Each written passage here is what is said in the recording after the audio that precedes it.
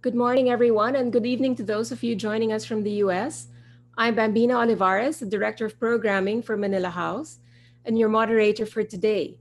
Welcome to our webinar entitled The Mind is Willing, but the Spirit Resists Mental Health and Sports. This is presented to you in partnership with the Centre Médicale Internationale, your premier medical outpatient clinic. So, as we know, in the light of the recent events in sports, we had Naomi Osaka withdrawing from Roland Garros, and the recent events in the football at the Europa 2021. We know that it takes more than physical prowess to become an athlete. How does an athlete balance athletic performance and mental health? How do they stay fit physically and mentally? Our speakers today, which include elite athletes, coaches, sports figures, as well as a sports psychologist, will discuss the relationship between the body and the mind when it comes to sports. Before we begin the talk, allow me to introduce our speakers. We have with us Akiko Thompson, who is a TV host and champion swimmer.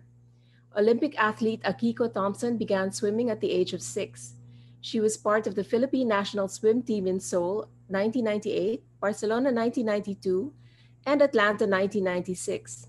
She garnered 8 gold medals in 5 Southeast Asian Games. She's a member and co-captain of the University of California, Berkeley women's varsity team, 4-year UC letter winner, and 2-time All-American.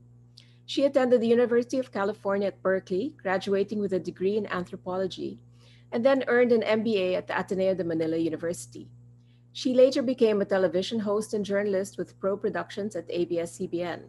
She was Secretary General of the Philippine Amateur Swimming Association and served as President of the Philippine Olympians Association, as well as Commissioner from 2008 to 2016 of the Philippine Sports Commission. She's a contributor to Winning Still, Essays from the Philippine Sports Landscape During the Pandemic 2021. Since 2011, she has been operating her own swim school, Akiko Thompson Swimming School.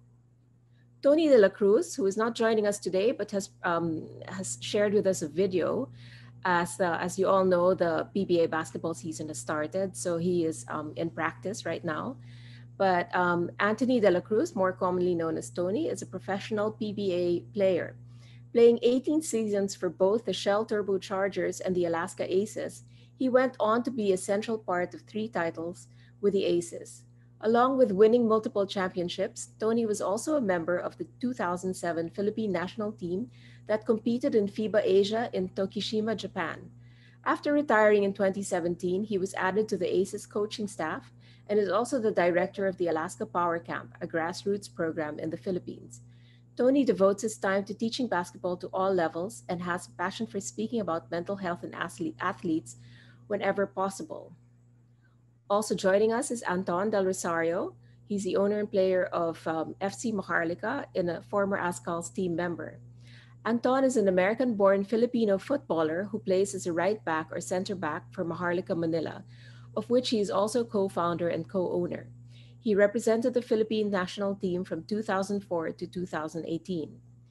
The defender has gone on to score a few international goals, including the 2007 AFF Championship against Malaysia. He has also played for clubs like Kaya from 1999 to 2014 as captain, Loyola Meralco Sparks from 2014 to 2016, Ilocos United, Global Cebu, and MMFC.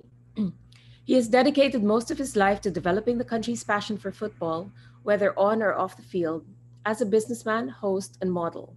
He set up Sevens Football League, or Sevens FL, the country's first 7-a-side football league with 7 locations nationwide and across Asia.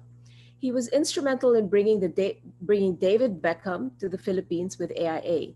Additionally, he also founded a sports application called Laro in 2017, a sports platform that helps you find your workout buddy.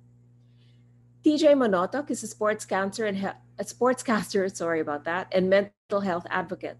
He has been a sports commentator and news broadcast journalist in the Philippines for over 20 years. He has covered games in the Philippines' top professional basketball league and top collegiate sports league in Manila, and travels the world to cover events like international football matches, the Southeast Asian Games, the NBA Finals, and the NBA All-Star Weekend. As a news reporter and news anchor, he covers varying stories on politics, business, technology, and health. In 2018, he decided to finally share his story online on how, as a teenager, he battled and overcame depression and anxiety. Ever since it went viral, he has constantly been invited by universities and companies to share his story to show how others can also discover the path to mental wellness. Years have passed, and with the help of many advocates like himself, lawmakers have finally enacted a mental health act in the Philippines a few years back. He is now based in the San Francisco Bay Area as the North America News Bureau Chief of ABS-CBN. He continues to push for his advocacy of mental health and wellness through virtual events, podcast interviews, and conversations with his highly engaged social media followers. And finally, Dr. Natasha Esteban-Ipac is a adolescent medicine specialist with CMI. She's in BGC. She graduated from the University of Santo Tomas, completed her residency training in pediatrics and her fellowship training in adolescent medicine at the UP Philippine General Hospital. Dr. Ipac specializes in treating adolescent concerns such as health and wellness, mental health, chronic illness, and teen mom issues.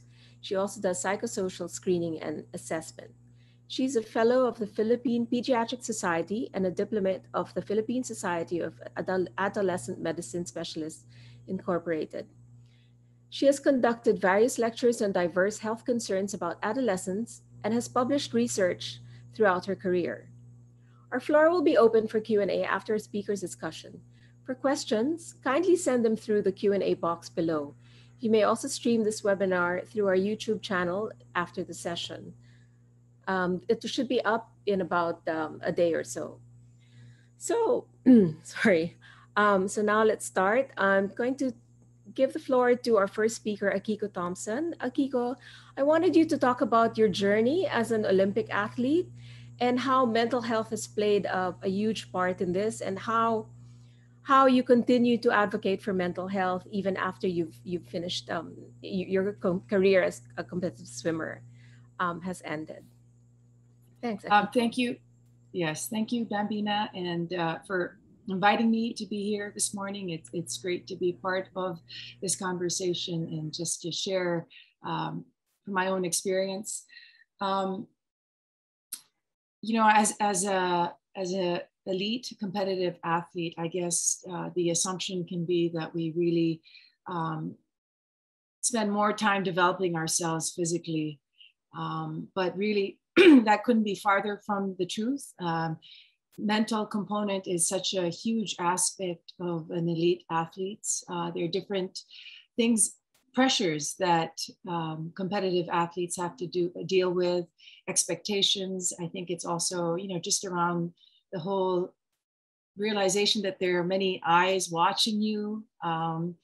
And so you just have, you know, it doesn't happen, at least for an elite athlete, competing at that level. You know, you don't just wake up one day and you're thrown there, but, you know, through a series of competitions that progressively get more intense, you kind of learn how to deal with these pressures and these expectations. And, you know, for me personally, visualization, visualizing my races, thinking about them beforehand, speaking about it with my coach, you know, was part of how I also just prepared for my races. So it is the mental preparation is a huge component for an athlete when they're within the sport. But I think also another aspect is when athletes transition out of the sport. You know, when your whole life is revolving around your sport, your sporting schedule.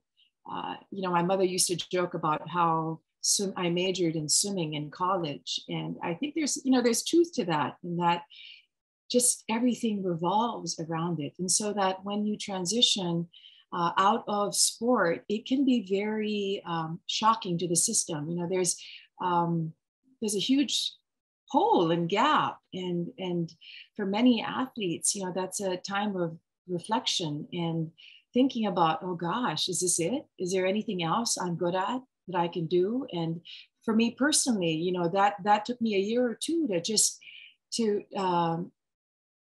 a low period of my life, just trying to figure out what next.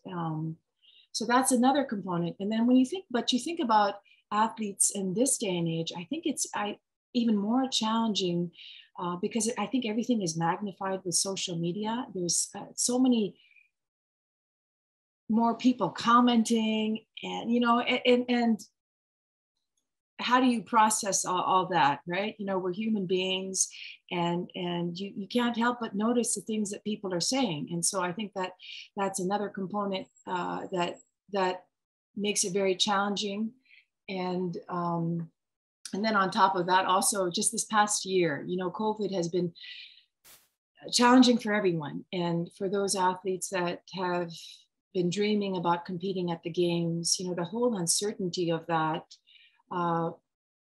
if the Tokyo was going to happen, and just navigating around how do we do things now when there's so many protocols and so many restrictions, and it just makes it even more difficult and challenging. And so, for me personally, I'm a very reflective person, and journaling is something that has always helped me process. I think it's just very important for people to be mindful, of how we're doing. It's wellness is mind, body, and spirit. And so, this past year of COVID, for me, it was really just being mindful about the things, activities, the habits I was doing. I knew that being physically active is important. I was intentional about, I wanted to be under the sun, and intentional also of counting the blessings despite everything that was taken away from us. There were things that we could be grateful for. And so I guess we all have our different tools in our kit, but I think we cannot neglect, these, we have to be very conscious also of how we're doing emotionally, spiritually, and that we're doing the right things to care for ourselves. Later on, maybe I can just go into further detail of some of the lessons I learned in sport. Some of them were painful, but they were also good lessons for me that I had to learn in sport. But I guess that's where I'll stop right now, and just leave room for the others to contribute to the conversation. And yeah. Thanks so much, Akiko. Thanks for being so candid and sharing sharing your journey with us. And especially, I like that you spoke about your life post your athletic career and how it comes with a whole host of other issues as well, right? Thank you. Yeah, it's not just one time in your life. Yes, exactly. We'll listen now to Tony De La Cruz, who prepared a short video for us today.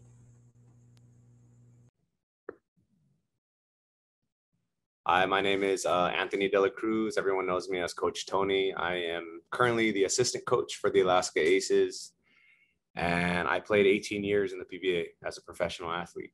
And I think it's very important to talk about mental health and athletes, and I don't think we talk about it enough. For those that don't know me, I did play 18 years, and I had a picture-perfect career outside looking in. I was getting paid a lot of money.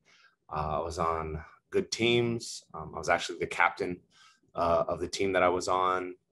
We won some championships. I got to play on the national team. I got to represent the country, and I had a family. I had a wife, kids, and I didn't understand how to process a lot of this stuff from the pressures of being an athlete. And it caught up to me one day, and I made some bad choices, but at the end of the day, I got diagnosed with clinical depression during the heyday of my career. And I realized that it was something that I wasn't ashamed of, but at the same time, as an athlete, especially as a male athlete, you're always socialized and taught, to be tough, suck it up, why you're not allowed to have these feelings. And I didn't know how to process all that. And throughout the years, I've obviously learned how to manage stress, cope with stress. Stress is inevitable. But I think the demands right now on athletes are at an all-time high. And of course, there's going to be pressure jobs, pressure situations, but we need to educate young athletes, especially, about how to get help, how to manage their stress. Think about the demands that an athlete faces. And I'm not talking about professional at this point. Think about a student athlete, someone who's going to go to school each and every day. They have to get an education, but they also have to make training. They have to make practice. And then from that practice, the physical demands on their body, and then the mental demands on their body. Plus they have to go home and study, and they have to make sure that they maintain a certain high GPA. And, you know, outside looking in, some people will say, well, that's what it is to be a student athlete. And that's why athletes get scholarships. And that's why, you know, they're placed in this box, in this category. But I think we tend to forget that they are human, and think about the demands that they go through when they fail. Social media is, you know, it's made our world smaller, but it also causes forms of anxiety, especially for these athletes. And I can speak from experience as a basketball player. You know, I can't speak for other sports, but as a basketball player, my self-worth was really, really tied into my performance. How much money am I making? How many points am I scoring? How many rebounds? How many minutes am I playing? How big is my contract? And when I didn't perform at a high level, I tied that into, well, I'm not of value to the organization. And I think we need to change that mentality, because a lot of times athletes will get depressed, or they'll feel low, they'll feel down because they're not performing. And again, competition is important.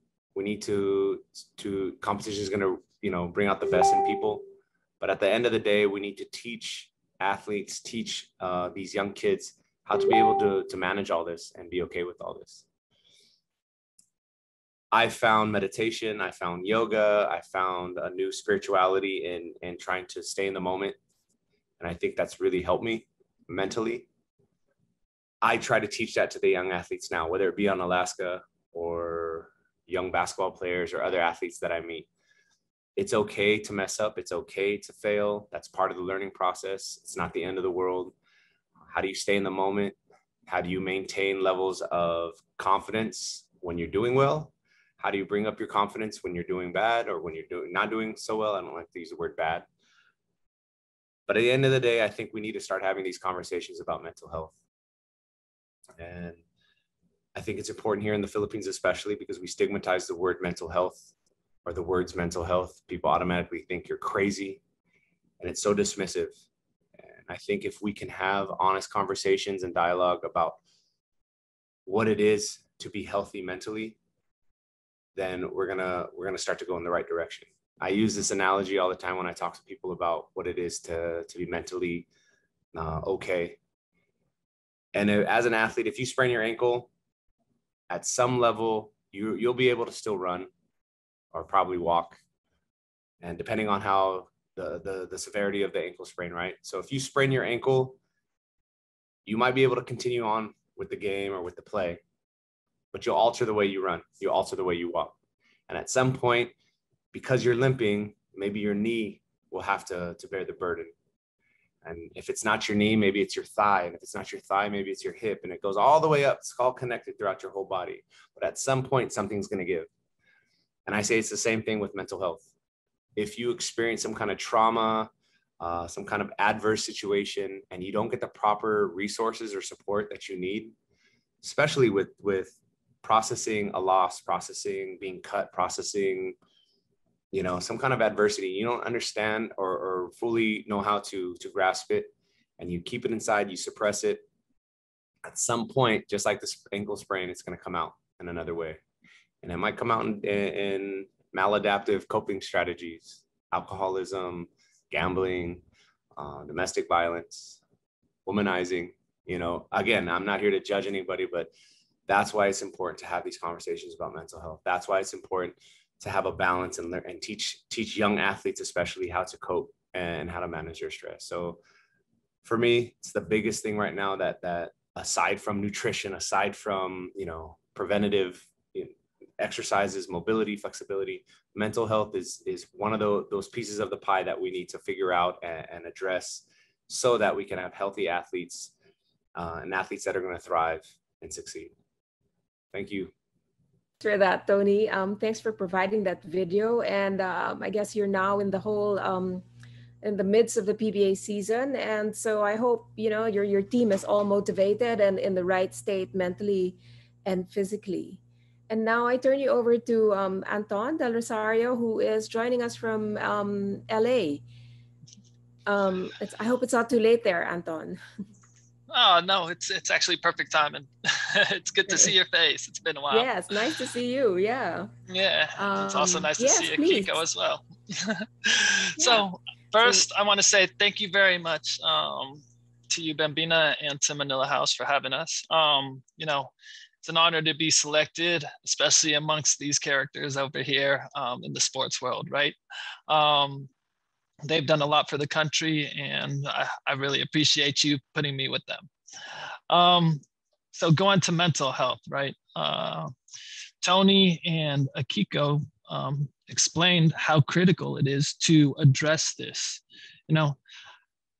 As a player and growing up, football was always my end goal, my passion.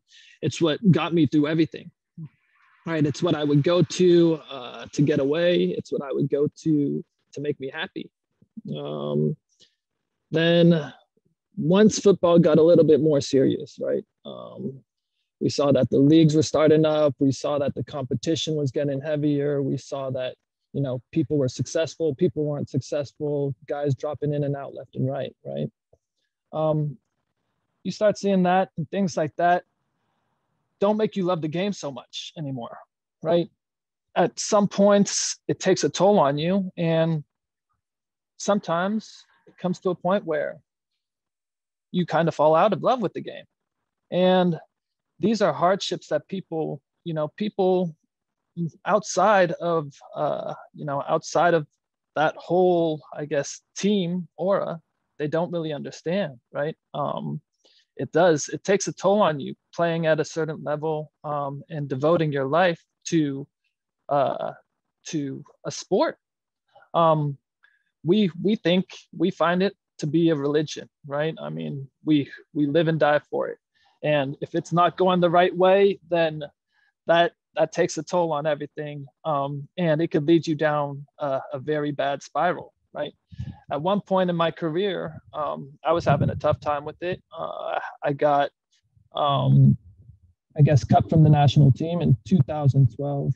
Had some issues with the coach, right? And then it affected me in a very difficult way. It affected my play with my club teams, and it kept me out of the team for 2 years. 2014, I was able to make it back onto the national team. And then again, my game started going up again, right? These are the ups and downs with the player's career. And this is sort of something for people outside listening to be able to understand what happens in a player's head during their career, right? So with these ups and downs, it definitely takes a toll. And what Akiko brought up something very important. And this was talking about after a player's career, right? The mental part during a player's career, it's always there, as Tony mentioned, the stresses, you can fall into depression, things don't go well. But I think one of the hardest parts is afterwards, right? Afterwards, a lot of people don't know where they're going to go. A lot of people don't know what they're going to do. As Akiko said and mentioned, what else am I good at? Is this all I'm good at, right? Luckily with me, I was able to transition into different things to help push the sport forward. But I have seen some people who weren't so lucky, and some people who may even still be struggling with being able to figure out what they want to do after the sport, after not being able to play the game that they love anymore, right? And these are difficult, right? And this is what makes me worry. And this is what I think a lot more focus should be on, about you know, there are agents out there, and these agents who are supposed to sort of mold the players and help the players along their career, a lot of them don't really care about the players afterwards, right? And I think that's what a lot of attention should be put on, you know, how can players get help after their careers? Because a lot of players after their careers is when they have a hard time. And like I said, with me, I was lucky. It wasn't my toughest time, but I could tell you, I did have some tough times trying to figure out what I would end up doing, right? But going forward, COVID happened, and it ran into, let me take my headphones off real quick. I think we're having a hard time with the speakers. Okay. So, I mean, after my career, I was able to do what I love, create the Sevens Football League, take that across to 6 different cities across the country, expand into Brunei as well, looking to kick that off later on this year. But COVID hit, and all of a sudden, once again, no more football, right? That then put a lot of people into a bad position, right? Mental health. It was going around a lot. But I got to say, I very much fell into a deep depression over COVID at one point in time. You know, there was no football going on. Nobody was able to see each other. I was staying on my own for a little bit, and then, you know, everything was dark. It was just, there was nowhere to go, nothing to do. I had no motivation, and I wouldn't even want to pick up phone calls from people. But, you know, all of this, you got to look at it. It's a part of life. It's the ups and downs. And as an athlete, we look at it as just another obstacle, right? And we need to push past it, I guess. And with that being said, it made me take a step back. And with all of this COVID going on, I was able to pick out and start looking at the positives, right? I stopped one day and said, if I keep on going down this path, it could lead me down a very dark road. So I was able to reach out to some people, had to talk with some people. They got me onto the right way. They got me back. They got me focused. And then all of a sudden, an opportunity comes around where we get to start a professional team, right? So during the pandemic, my team, who I brought on to help me out through the Sevens Football League, right? They came to my support, and they were able to help us create a professional team that now represents in the top level here. So I guess when it comes out to the COVID situation and the mental health, looking at the positives, it's always looking at who your security blanket is around you, who's there around you to be able to help you out of these things. And I was able to find some people to do it. So looking at the positives was my main thing to definitely take out of this whole COVID and the whole mental situation. And also what opportunities and what changes can we do to benefit whatever we're doing, right? And all of this ends up leading to, I think, trust in the man above, right? Having the trust in him, he's going to create that path, and he's going to be able to show you the way. Thank you guys for listening. Take care. Thanks so much, Anton. I just have to mention how I'm really pleased to hear and touched that everyone's been so honest and candid with their experiences and showing that, you know, there's more behind the game than what you see, than the athletic performance that you see. And I think no one here has kind of seen it more than our next speaker, TJ Manotoc, because he actually documents all these things as a sports broadcaster, sports journalist, and he's also battled with his own struggles with depression. So TJ, shall I turn it over to you? Hi. Thanks, Bambina. Can you guys hear and see me? Yes, yes, perfectly. Thanks. Uh, Great to see Anton. Great to see Akiko. Really good to see Tony. I've interviewed them several times. And, what's interesting, though, is I was telling myself, we've never talked about this, which is great. It's great we're having this conversation now because we've always just talked about their sport. Akiko, I didn't see her at her prime, but we were talking about her work with Philippine sports. And, of course, Tony, when he would be, coaching already with Alaska and with the junior NBA. But um, thank you first and foremost to Manila House for doing this event and having this important conversation. And it's interesting that I come after the three friends of mine who are athletes and seeing the commonality of their journeys, and I'm observing a lot as well with what I'm learning in the last 3 years since 2018. 2018 was the year I came out with my story. I told my story through a video that I put on YouTube and Facebook. For those who haven't seen it, you can just Google TJ Manotoc and you will be all right, and you'll see it. And it basically takes you on a journey of how what I went through as a teenager with depression and anxiety. But shortly after I came out with my video in 2018, one of the first big names that I saw in the news that came out about his struggles with depression and with even with suicidal attempts was Michael Phelps. And I'm sure Akiko knows this story very well too, about the greatest swimmer of all time, and yet you really scratch your head and wonder, why did he dip into depression and what was it all about? And at the time, I didn't get to learn enough yet about his story, about the why.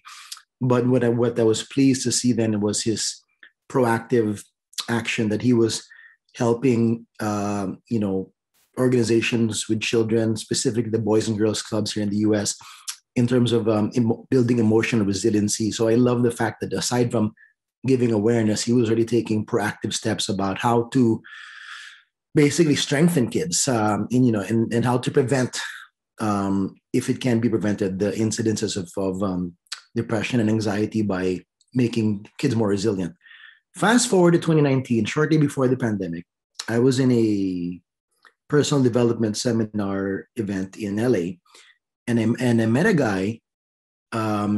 First of all, he was speaking. It was part of this big workshop, and he just spoke up and shared his story. And he says that he was a Brazilian swimmer, and that he was at the top of his game. He was once the world champion, and he also almost committed suicide. And it was just mind-boggling to me to realize it was exactly the same story as Michael Phelps. Eventually tracked him down after the seminar, and his name is Fernando Scherer. You can Google it and see a bit of his story. But when I eventually spoke to him and spent time with him, he was telling me his story was exactly the same as Michael Phelps. They work so hard in their careers, just like what Akiko was saying, as elite athletes. And yet when they get to the pinnacle of success and when it ends, they end up with that dark question of what now? Because they've given so much of their life to that particular career, that sport, that was their whole lives. And when it's taken away from you, and when you reach your goals of gold medals, what's next?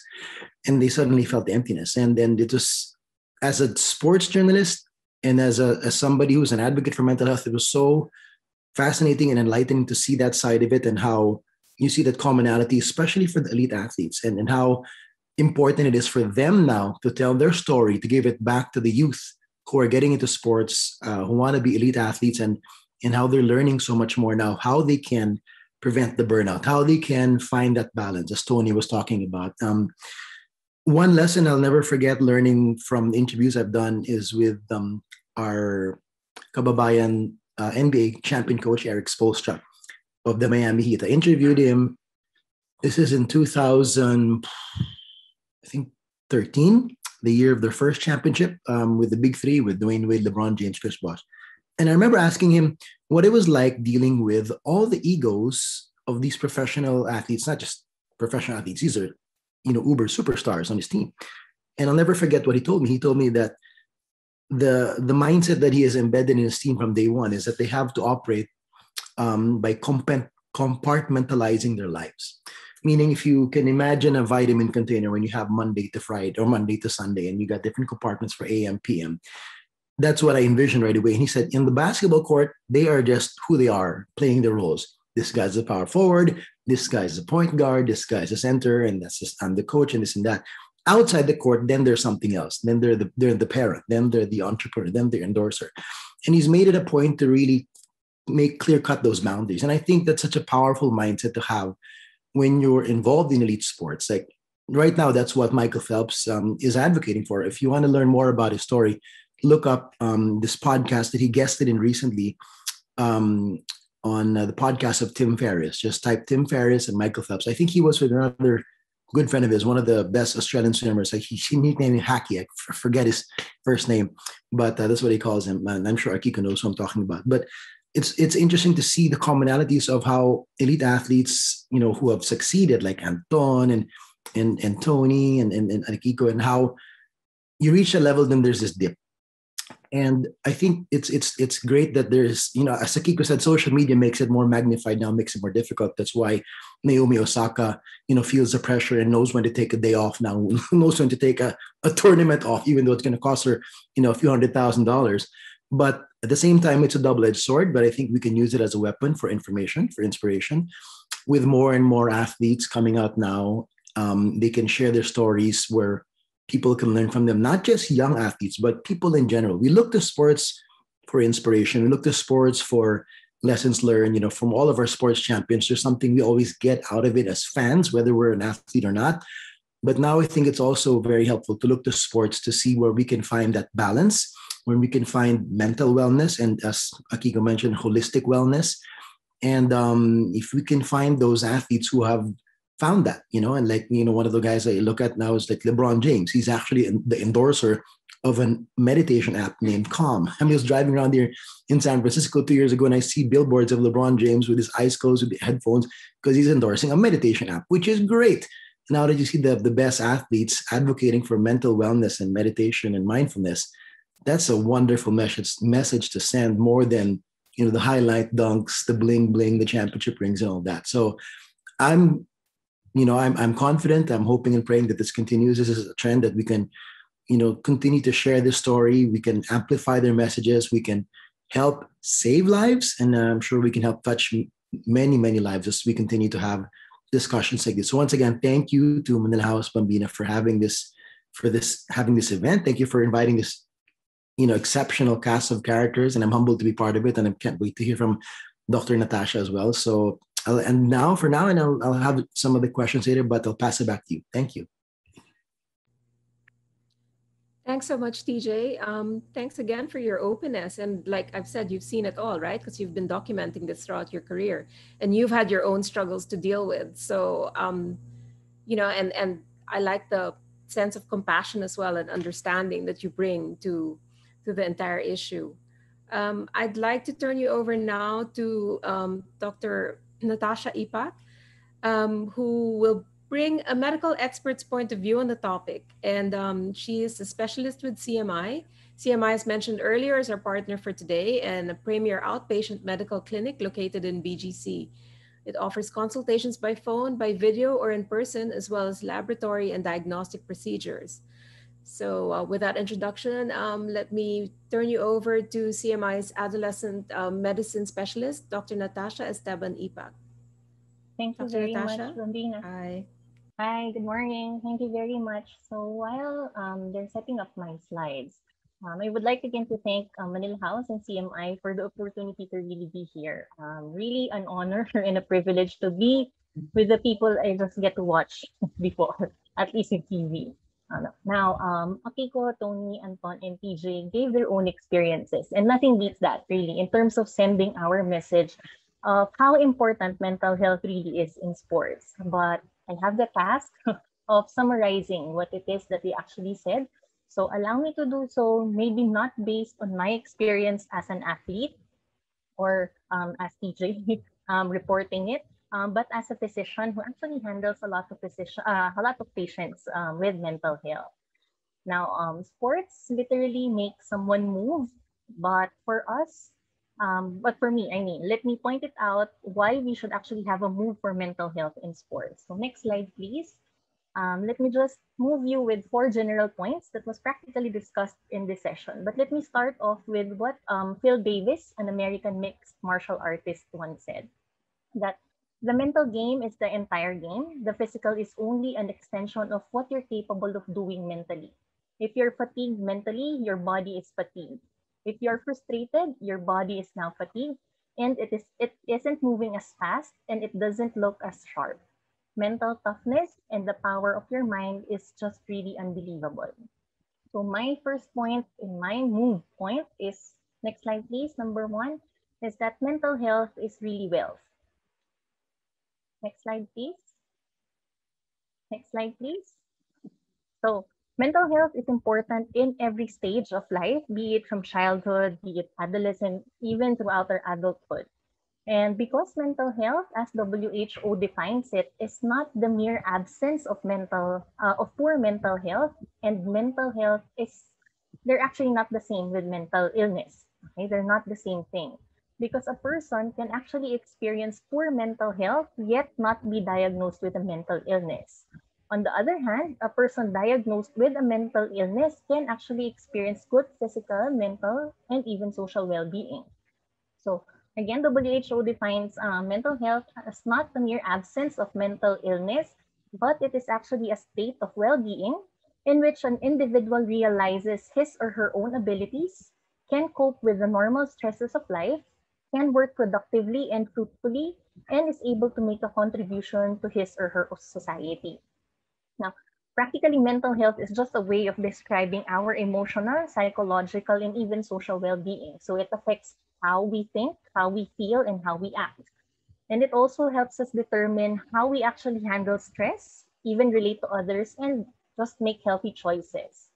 And next slide, please. One way to enhance mental well-being and protect our mental health is really by participating in sports, right? That's why sports have been known, or is really known to have a strong and positive influence on mental well-being and even some mental illnesses. So it can just be, I'll just narrow it down to 3 as to why it is very helpful. So one is because of the neurobiological influences. So our brain circuitry is actually affected by the neurotransmitters, by the neurotropic factors, even the hormones, and all these during sports. These would be released, or they would release these natural chemicals that would just really improve the concentration, the mood, making one happier, more relaxing, even more optimistic. Next, sports also benefit not yet. So next is that sports also benefits mental well-being just by being able to enhance the self-efficacy and mastery. So if we are good at something, right? If we have control over something that they enjoy, like sports, it actually boosts our self-confidence, our self-esteem. So that positive self-concept would create emotional well-being and just have a good impact on the quality of life. Sports also makes us have a goal or purpose, which also adds to the meaning and value for daily life. And lastly is the social factor, wherein sports would allow the athletes or even just regular people enjoying sports to have social interactions and just be supported by their family, teammates, even their coaches. Right? It adds up to the sense of belongingness and connectedness. So sports and physical activities are actually even used to prevent and treat mental and neurodegenerative disorders. So truly, mental benefits cannot be overstated. Next slide, please. So my next point, my 4-point move is that opportunities come with challenges. Now, Akiko, Tony, TJ, were able to discuss and really share with us that even if they're actually enjoying sports, or even if they actually found the benefit of sports, there are also a lot of negative experiences with it. Right? Next slide, please. So they would actually experience mental illness just like the general population would do. But aside from that, they would also have these sports related mental illnesses or mental issues related to their sports. So that would include the specific sports demands. So that includes the physical demand, just really having to go through the training, having to wake up early.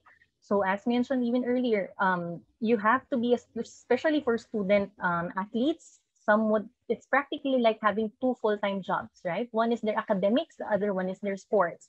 So being engaged in these sports at the same time doing their academics, that would actually mean less time for their pleasure, less time for their sleep, even for their self-care.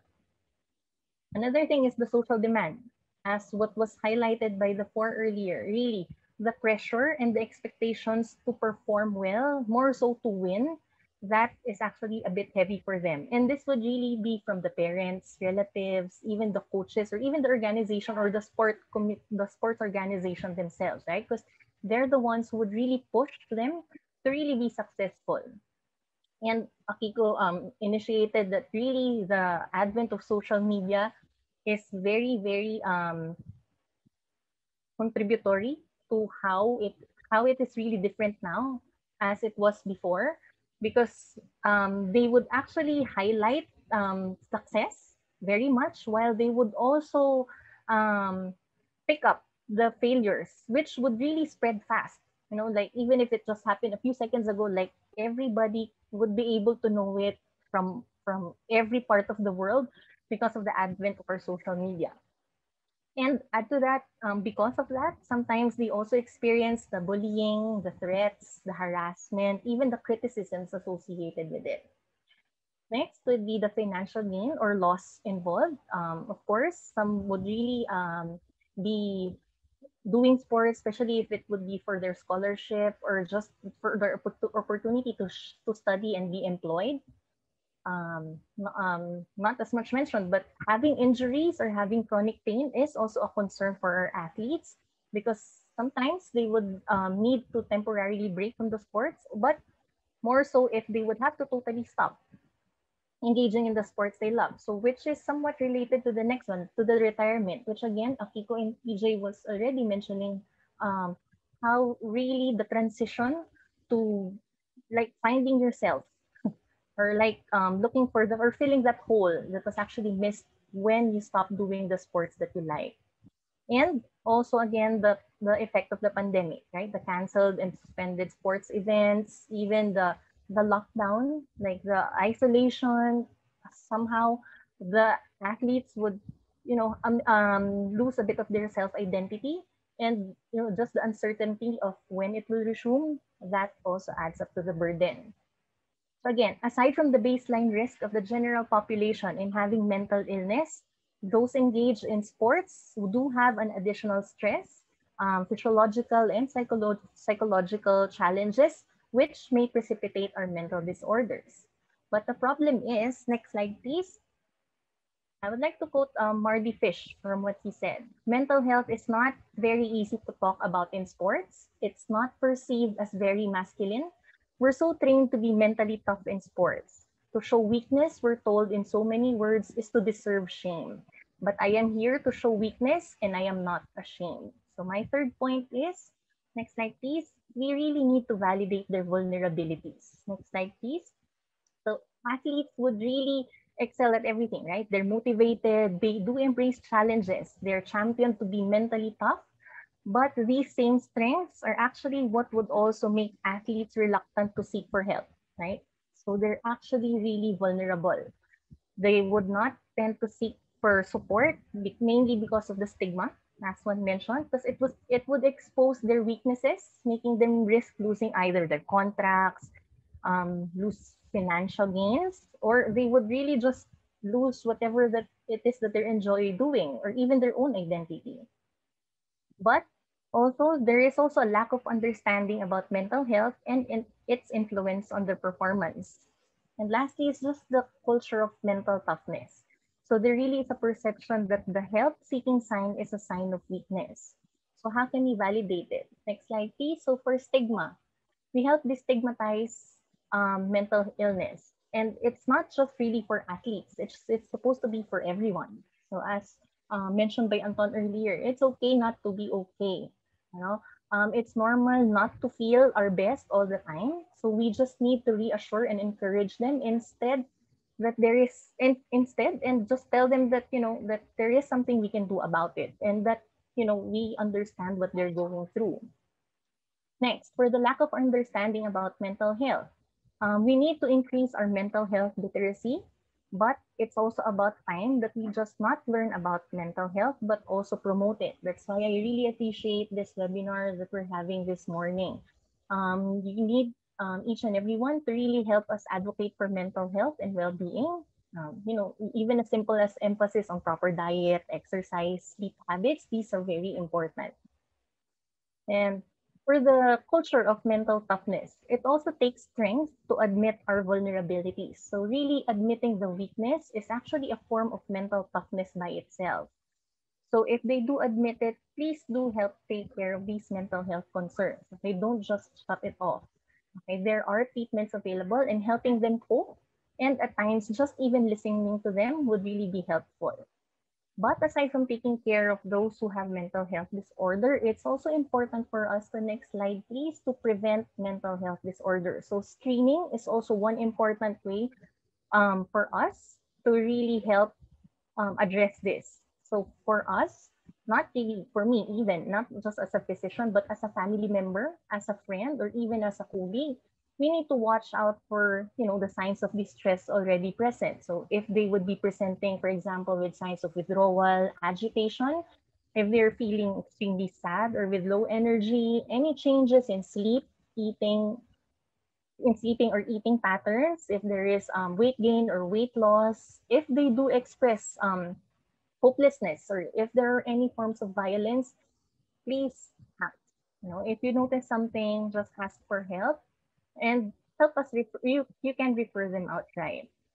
I would just like to emphasize, because as an adolescent medicine specialist, no, it's very important to really identify, especially among our adolescents and during early adulthood. It is really the time wherein they would really take sports and engage in sports, or this, and really sports play an important role during this time. But more than that, it is actually during their adolescence wherein they're at high risk for really maintaining or obtaining these mental health conditions, such as, just in the general population, according to WHO, half of all mental health conditions would start by 14 years of age, but most cases are undetected and untreated. So really, we do need to really emphasize that prevention would really play a big role. And for my last point, let me just quote Vikram Patel, a psychiatrist, and listed as one of the world's 100 most influential people, that said, "There is no health without mental health, and mental health is too important to be left to the professionals alone. Mental health is everyone's business." So my last point is for everyone can and should help. Next slide, please. Next slide, please. So in solving the mental health concerns of our athletes, so even the general public, we have to have a holistic and multidisciplinary team. It is not just the responsibility of the healthcare provider, but it is everyone's responsibility. So this is just citing a study by Purcell. He pointed out that we do need to develop a comprehensive mental framework to support our athletes. And this would include not just the athlete themselves, but it would also include the microsystem, meaning their coaches, their team members, family members, loved ones. The exosystem, meaning the wider sporting environment, the athlete sports, its rules, and the governing body, and even the macrosystem. So it's the role of the national and international sporting system, even the media. So truly, each and everyone can take part.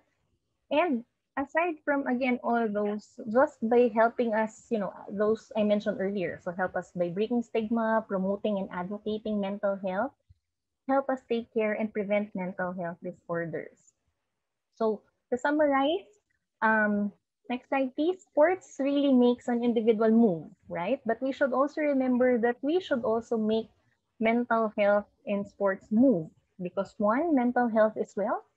Two, opportunities come with challenges. Three, we need to validate their vulnerabilities. And four, everyone can and should help. And for my last move, though it is true that not everyone would suffer from mental health, but everyone has mental health, right? So we simply have to look inside us. And I always want to remind everyone about this one. Next slide, please. Please read it with me. It says mental health begins with me. Yes, because mental health begins with ourselves, and we have to model the importance of self-care ourselves. So thank you very much for your kind attention. Thank you, Dr. Natasha. Thanks for that very comprehensive presentation with all the different aspects of mental health and what we should look into. And you mentioned something. I'd like to get all our panelists on gallery view at the moment, for now. If you could all turn on your cameras and unmute, if you don't mind. Anton, you still there? Yeah, no, I wanted to ask, you talked about, Dr. Natasha, you talked about the whole ecosystem, right? So where you also had media and the government, national sports associations. I wanted to ask our panelists, maybe I'll start with Anton. You know how we just had the Europa Cup, right? The UEFA Cup, where England was defeated by Italy, and there was a lot of backlash, right, against the three black players, which was terrible. So have you received that kind of backlash as well on social media when you perhaps haven't performed so well in a game? And I mean, I mean, it comes with the territory, right? You have to expect that there are going to be the critics, and not all of them are going to be on your side, right?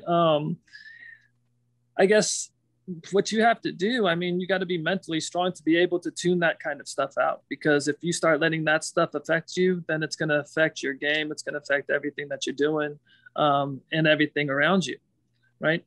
So, I mean, that's tough. And I can not imagine what those players must be feeling, you go down the line of that whole tournament. I feel, I mean, there were so many that went into penalty kicks, and so many of the players that must feel like they let their country down right now. That'll stick with players, for the rest of their lives. And it has been talked about whether games should end, like big games like this should end in penalty kicks, right? Because players shouldn't have to carry that sort of pressure on them. I mean, you imagine it's tough. Is the pressure, Akiko, is the pressure worse in an individual sport such as swimming? Although I know it is a team sport in some events, whereas football is a team sport. Yeah, it's hard for me to comment on how it would vary for a team sport, because I've only known a single sport. But I have to, just chiming in, my own, at the 1991 Manila Southeast Asian Games, the country, Philippines, lost the overall title by 1 gold. At those games, I won 2 golds and 2 silvers by a hairline in the 50-meter freestyle. And I came back to the hotel we were staying at, and this bellboy says to me, "Mom, bakit ka nag-second?" And I know they don't mean it that way, but if we're an athlete, you think about all this, like, oh my gosh, you feel like you let down the country. You feel like, man, if I won those 1 gold, we would have tied 2 golds, I would have, So it was a very painful lesson for me. I went to the room, I just was crying, but it made me realize also and reflect why I was swimming and who I was swimming for. And then ultimately, all I could ask of myself was just to do my best, and that was more than enough. But, just getting to that point took a lot of just, real self-reflecting and realizing the why of why I was doing what I was doing, and that it was more than enough. But does anyone want to chime in? Maybe? Bambina, let me comment on that. Yeah, sure. Well, based on studies, they do say that individual sport athletes would actually tend to be a bit more, or they are more prone to psychological stress, more because they attribute it, or at least the failure, to themselves. Unlike if it's sports, if it's a team sports, that there is diffusion of responsibility. Like, you also had your share of why you actually didn't make it. But like Akiko mentioned, really it's, again, with the ecosystem that I mentioned, it may also be dependent on how the individual views that failure per se. But yeah, just generally, yeah, they say that individual sports are somewhat much more tough as compared with your group or your team sports. But the fans also play a role, right? The fans can be incredibly encouraging, but they can also deflate your, your ego just like that. So how do you guys deal with that? I mean, and it's been said that Filipinos have no filter, right? So they just say these things like that bellboy said to you. Is there any way, and then Natasha, I mean, mental health is like a whole, like you said, it takes a village, right? So, you know, do fans also have to realize that, TJ, maybe you can chime in here. Fans also have to realize that their role in the mental health of athletes. They're Yeah, actually part of the. Go Sorry, ahead. go ahead, TJ. I do, but it's tricky. As athletes, as sports teams and sports leagues, they have little control over that. They may have some influence in cultivating the culture if they can do it mindfully and actually make that a plan of, messaging, moving forward. Like, for example, here in the NBA, when the playoffs started, there were high incidences of fans throwing whatever to the players, which is really, really odd and rare. We're used to that in the Philippines in the 70s and the 80s when they're throwing peso coins and bottles to Toyota and Crispa back then. But here, this like totally out of nowhere. And they were attributing it to the pandemic, and it's the first time they're watching a live sporting event again. But there was a very powerful message sent back right away by the league, by ESPN, by a lot of the players, and they condemned, those fans were banned from the arenas for life, things like that. So it may take something. I mean, that's a different thing altogether, but it may take something like that, like a concerted effort from teams and individual players to, basically send a message of root, respectfully and lovingly. And if there's failures, accept that it's part of the sport, and it's gonna take time. It's gonna take time to plant those seeds, and it's not limited to sports. We can see it in political discourse. We can see the way people rant about, they buy a burger from a fast food chain and it just doesn't taste right, and they're gonna rant like it's the worst thing they ever spent 30 pesos on or whatever, right? So, the power of social media has given people so much bravado, whether it's they're anonymous or not, or hiding behind a name and an egg, whatever. But yeah, it's become a sociological phenomenon. Let's put it that way, and it's not isolated to sports. But I think sports is an interesting, arena to look at it and how it's evolving and how it's really mirroring all of life. So all that trash talking and harsh discussions, it's not limited to sports. But I'm curious to see how Dr. Natasha sees it and how, what can be done. I mean, it's gonna take a while for sure, but I'm sure there are steps to do something about it. Yeah, definitely. So just like I mentioned, like everyone can and should help. So that includes really our, our fans and even just a usual spectator, right? Because they're part of our, their exo system, our exo and our macro system, really. So yeah, I agree with TJ. It would really take a while, but that's why also we have to grab the opportunity that this social media, we can actually use this really to also spread. If it can spread, like hate and something, right? We can also do good with it. So really just really sharing and educating our audience, about how like one little word can really be very helpful for each and every one. Bambina, I'll just add there. I think, just the athlete having a good community around them, kind of to help them process and to help them filter, what should just be in one ear, out the other ear, or, just giving perspective, because sometimes it's a little bit harder when you're in the middle of it all. I agree with Akiko. That was actually the first thing I thought of in the last two incidences. One was when the Philadelphia 76ers lost. And I think Anton will be more aware of this. When Ben Simmons, their star player, was blamed for the loss because he missed like a million free throws.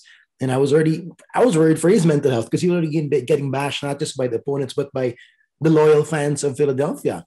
And same with the three, African-American, African-Brit players of the British team. I was worried for them, and I was hoping, God, I hope they have a good support system to take care of them and sports psychologists on that team to really isolate them, at least for the next few days or weeks, to make sure and check in on them, because that magnitude of hate can really, really be very triggering. But Anton, have you been in that penalty shootout situation? And if you have, how have you like dealt with it? Because so much is resting on your shoulders. The pressure must be intense. Yeah, I mean, it's. I guess it's what some players live for and what some players avoid, right? I just happen to be one of those in the middle, right?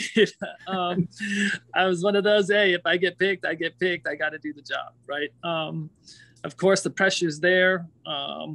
And I mean, it's like I said, though, it's what we train our lives for, right? We train all our lives to be able to get to these points where we have to prepare ourselves to understand, hey, we could fail here.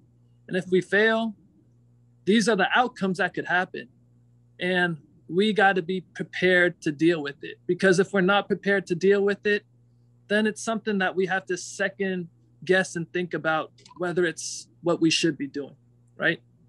I really think it should get to that point. So, I mean, it's fun though. I love it. I like the pressure. Well, how do you, go ahead, DJ, sorry, go ahead. Well, I mean, one thing I learned a few years ago from the same podcast I mentioned earlier, interviewed Michael Phelps, is Tim Ferriss. He talks a lot about fear setting.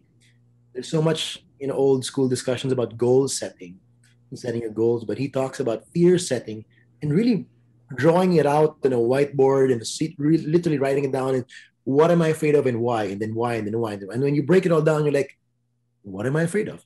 When it makes it very visual when you see it on print, rather than just it in your head. Oh no, it's not that bad after all. This may happen, but fine. It's not gonna scare me that much. And then when you do that, it lessens the pressure before you enter that endeavor, whether it's investing in a new business, whether it's entering a sporting event or whatever it is. Just having that fear setting, that knowing what is out there, as Anton said, then you can be present and in the moment and just deal with it and just enjoy, what is right in front of you.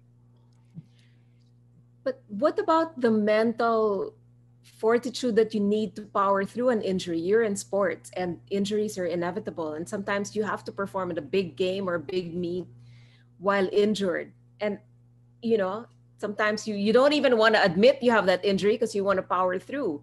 So how do you deal with that? Because as Tony was saying, it could actually lead to a worse injury, right? By continuing to compete without getting it attended to. But it's there's a combination of physical and mental together trying to cover up another kind of issue, right?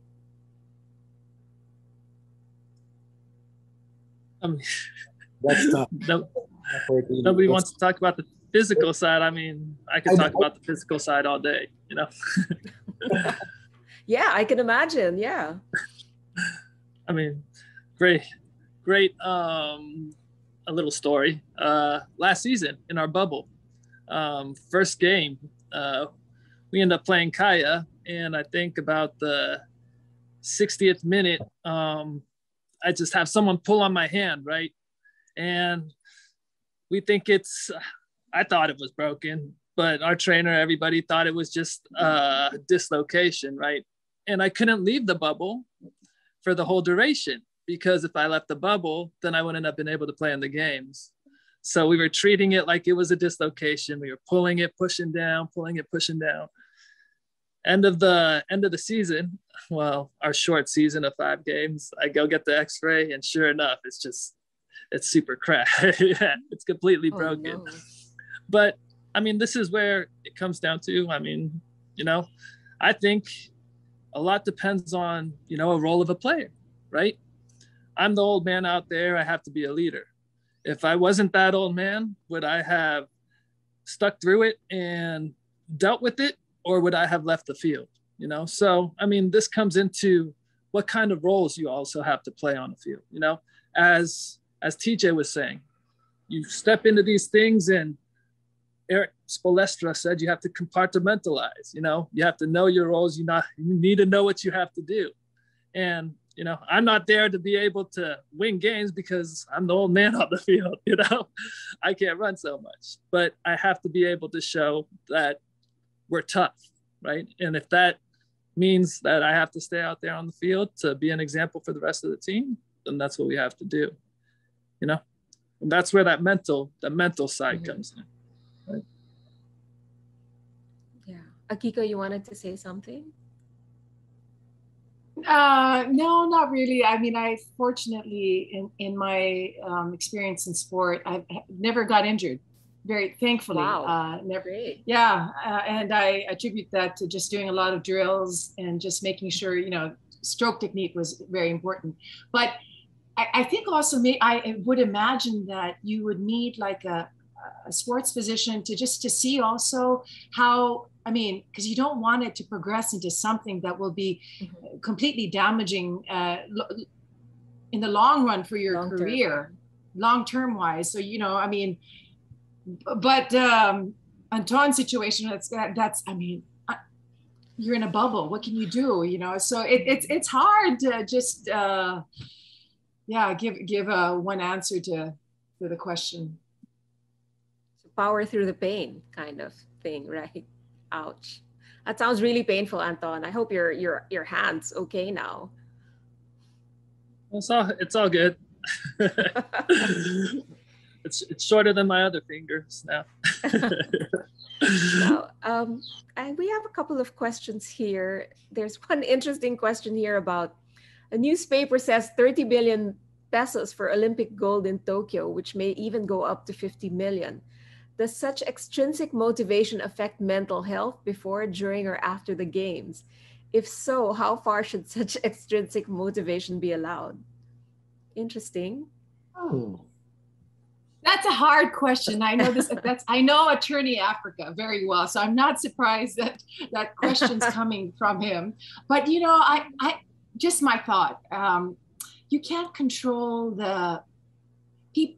I think it's a nationwide desire and hunger for that gold, and people will, just because they want it so bad. I think it's Ramon Ang put in the extra 10 million. So that's beyond our control. But I think it's important for athletes to know their self-worth and the why of what they're doing, that even if they don't achieve it, we're so proud of them. Because we know all the effort, the sacrifices that have gone into it.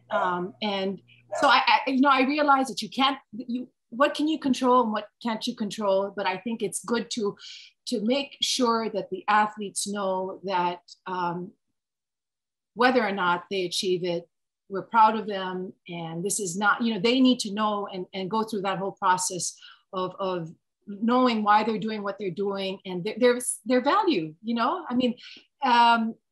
weightlifting, swimming, whatnot doesn't define who I am as a human being. It's a huge part of who I am, and it's shaped the person that I am, but that's not all.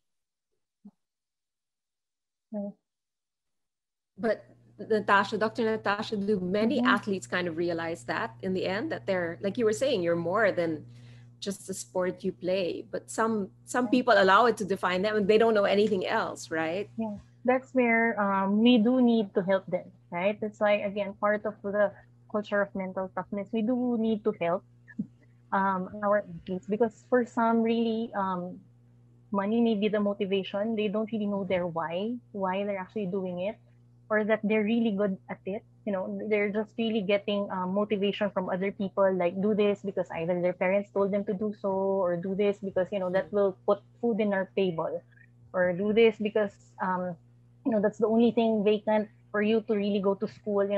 A lot of things can factor in, really. That's why we do need to help them really, as Akiko mentioned, really understand why they're doing it, and that they are really beyond and more than what they're doing. They're more than the sports that they're actually playing. So it's really our role also to really help them understand that and really appreciate that, it's not all that there is to it. So yeah, we do need to support our, because it's good, at least for our athletes here, they do have the privilege to really get this good support. Like they have their team, they have, they have everything. That's why they do also have good mental um they do have good mental health. But for some, it would not be as they would not be as privileged, to have this. So yeah, that's why very important again to just really, take care of their mental health, and again prevent. If we can actually do, even before it happens, if we can just screen them, just really engaging in some simple sports, just asking them why they're actually doing it, and other motivations, and just figuring out their own identity, beyond the sports, that would really be very helpful. But TJ, have you seen anyone? I mean, in the course of your career, like, can you tell when it's really all about the money or it's about the sport? Are you able to, when you're interviewing athletes, or it's really a combination of both? I mean, you've I'm sure you've met the, super big league athletes and who are, paid like astronomical rates, right? It's tough, but I'd like to believe that it's still more about the passion for the sport, especially for the ones who succeed and continue to succeed. There's that, there's a reason why they're on top of their game. And more often than not, they have a good balance of what they need in terms of the physical support, the strength coaches, the nutritionists, and even nowadays, the last many years, they have their yoga teachers, their meditation teachers, and their life coaches as well. I remember, man, it was like 8 years ago, as in the Philippines, I met this life coach from the US who happened to be Kobe Bryant's life coach. And that back then it wasn't sexy to have a life coach. This is in 2012. So hindi pa uso yung mga mindful stuff like that. But there were already elite athletes who were investing in that.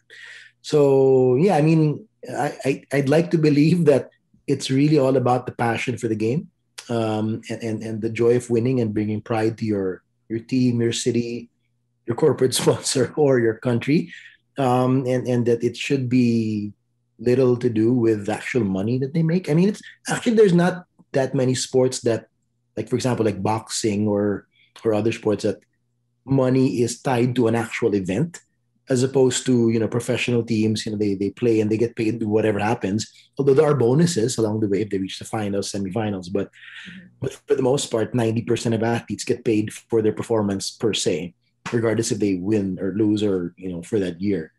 So yeah, I'm just all this optimistic guy who would like to think that it's for the passion and for that they love what they do. But as Akiko has said, the key there now, though, the key message the younger athletes need to know is that they're more than that. They're more than that.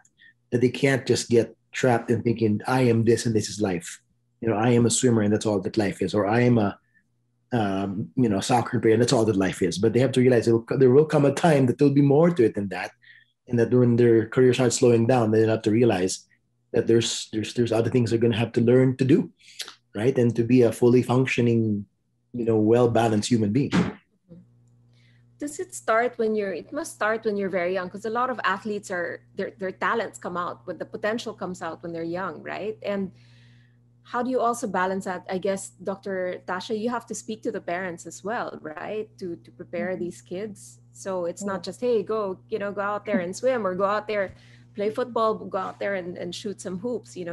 There's, and then you have to also, maybe the coach is also important, the trainer and the coach, right? So how do you guide parents to get a support team together for young potential elite athletes?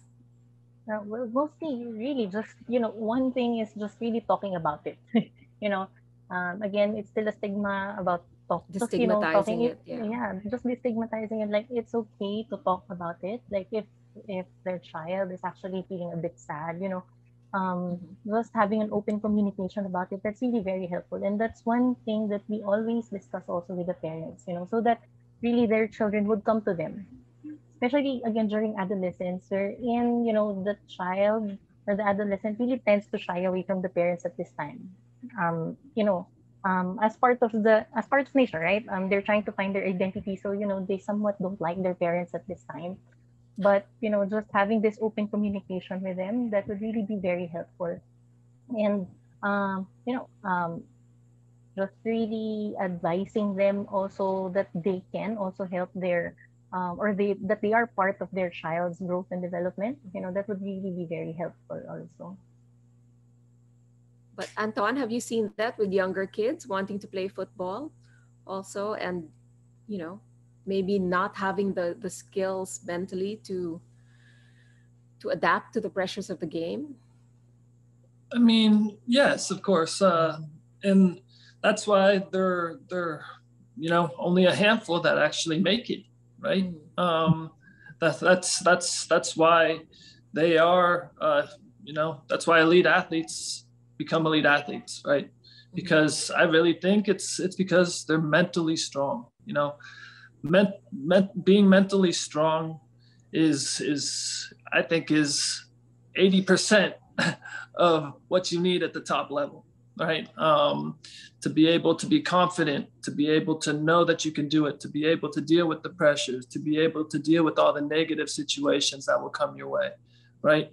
That's all mentally. And as an elite player, they prepare for that. So you do see a lot of fall off, right? And that's why those to the top, and then there's the rest of them that don't make it.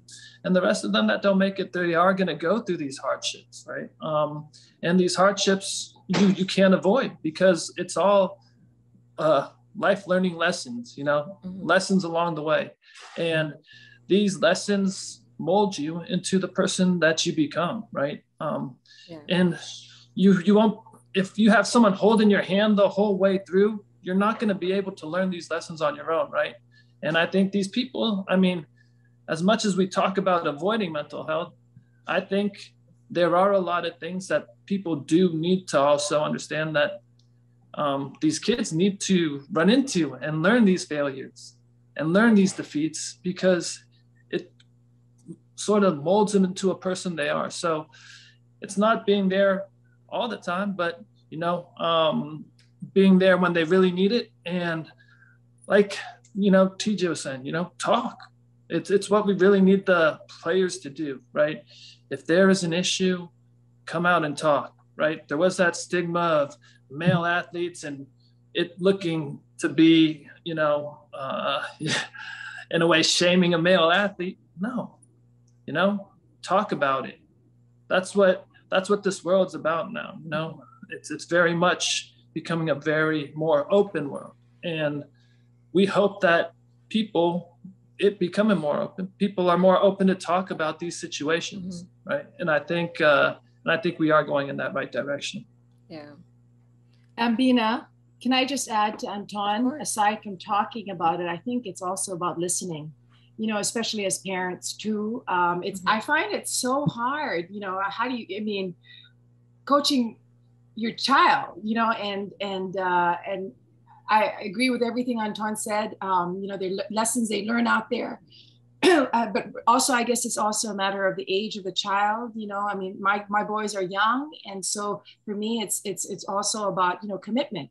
You start something, you show up, and so I guess as it progresses, it obviously, it becomes a different thing. But I realize we're also so dependent also on the coaches. I think it really is a community.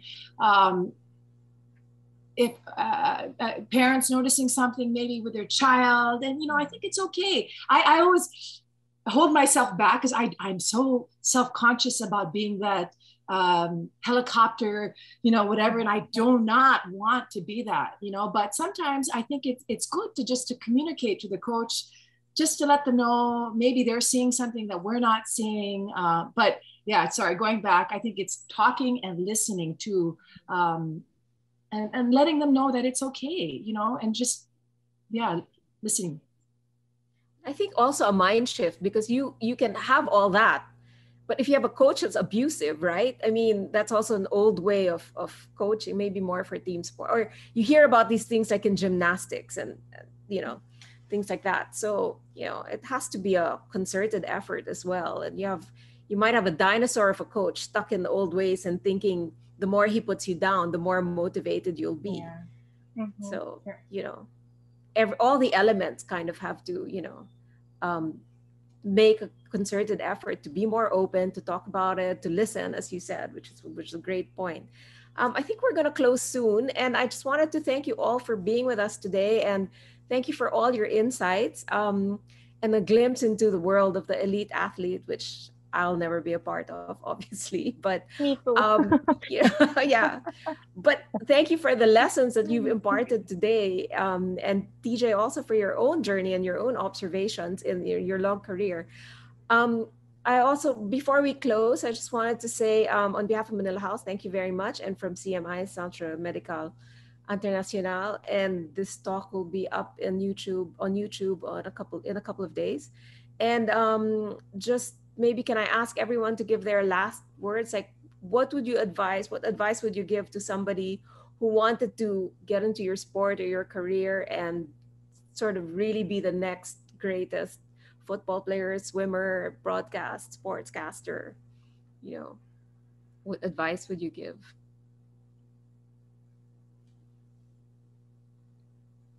I guess I'll start, so then we could leave the better speakers to the end. All right. No, I mean, a lot of this stuff which we talked about today was very, just to prepare kids and youth or other athletes what they can expect, right? Don't think that this is going to happen all the time or to everybody, right? So we don't want to scare people off of being athletes here, right? But these are things to expect when becoming an athlete.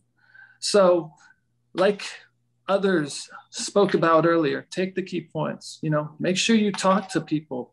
If you have an issue, if you have a situation, like Akiko said, if you're not the one with the issue, make sure you're listening, right?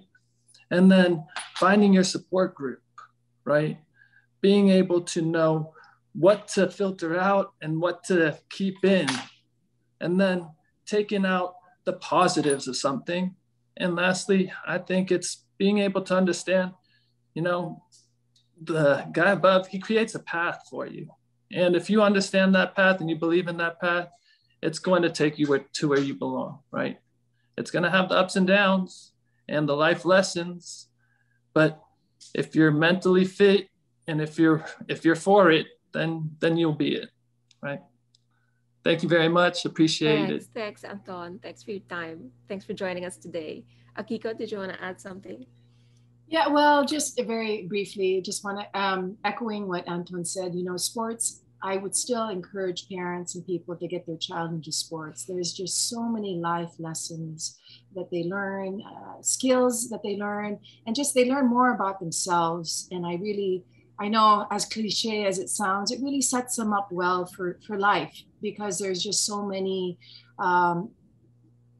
similar setting goals, failure, whatever, that really they get exposed to at a young age. I think it's, God, I really believe God has given us all different talents, different skills that, it's our responsibility to nurture and to develop them, and be the best version of ourselves that we can be. Yeah, so I know I should tie this in with mental wellness, but I guess bringing it back to that, it's always, should they become really, should sports become a big thing and they become really competitive at it, it's so important that they remember the why of what they're doing, and that they really,